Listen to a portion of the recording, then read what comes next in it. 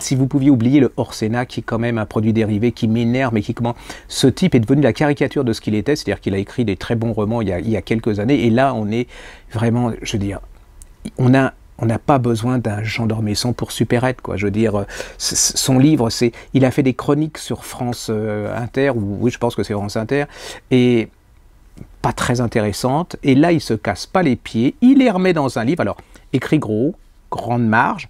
Il te cite des pages entières de Fables de La Fontaine, déjà ça prend de la place. Et puis moi je peux vous donner un conseil, quand vous voyez un roman ou un livre écrit avec des grosses lettres, généralement le talon est inversement proportionnel à la taille de la marge et de la taille de la lettre.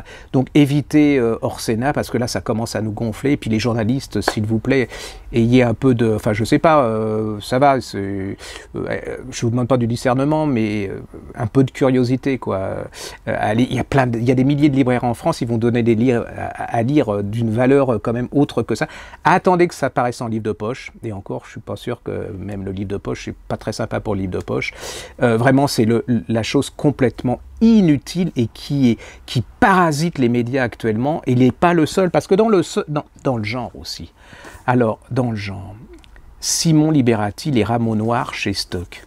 Alors ça, c'est pareil, vous voyez, c'est l'écrivain mondain, c'est l'écrivain de réseau, c'est un peu Bec BD, mais alors, bon, Bec BD n'est pas forcément ma tasse de thé, mais au départ, il avait du talent, vous voyez, s'il ne s'était pas perdu sur moi je, là, c'est pas possible, les enfants, il est partout, vous voyez, voilà, c'est pour les inrecuptibles, ça, c'est-à-dire, limite, si vous êtes bobo dans le 11e et que, vous voyez, vous aimez, voyez, voilà, Techni Art et tout ça, c'est pour vous, mais si vous êtes normal, quoi, si vous prenez le métro, si vous cherchez vous pensez que les mots ont un sens, que l'histoire a un sens, et abandonnez ça, c'est Les Rameaux Noirs, c'est une catastrophe ambulante. Je ne sais pas, mais je me demande ce que fait que la sélection naturelle. Il y a un moment... Alors, dans le même genre, parce que autant vous éviter, hein, parce que comme on n'a pas de fric, malgré qu'il y soit la reprise, les livres sont quand même pas donnés, je ne vais pas vous en faire une tonne, mais alors ça... Je crois que ça a été le cauchemar de mes vacances. Je dis bien, je ne lui pardonnerai pas le cauchemar. Et je ne pardonnerai pas non plus les articles de certains journalistes et critiques et même certains libraires. Il s'appelle Grégoire Bouillet. Il a écrit Le Dossier M chez Flammarion et ça a près de 850 pages. Un cauchemar. J'ai dû l'essayer au moins 50... Oh non, j'exagère. Une dizaine de fois les 100 premières pages. 100 premières pages, vous voyez déjà le nombre que ça. En m'énervant, bien sûr, parce que je me disais...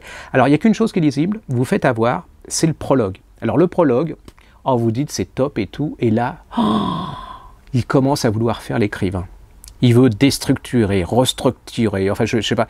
C'est un peu, en fait... C'est un peu Barbara Cartland qui se prendrait pour James Joyce. Vous voyez, c'est le côté... Le problème, c'est que quelque part, il n'est que Barbara Cartland. Je veux dire, l'amour vu par cet homme... Je veux dire, alors, autant l'amour vu... vous voyez, là, c'est... Non, pas lui. Oh, quelle horreur. L'amour vu chez Olivia El-Kaïm, voilà, ça, c'est de l'amour raconté. Ça, c'est du factice, c'est du toc. C'est, je sais pas, c'est pour être l'épicier, quoi. Je veux dire, arrêtez...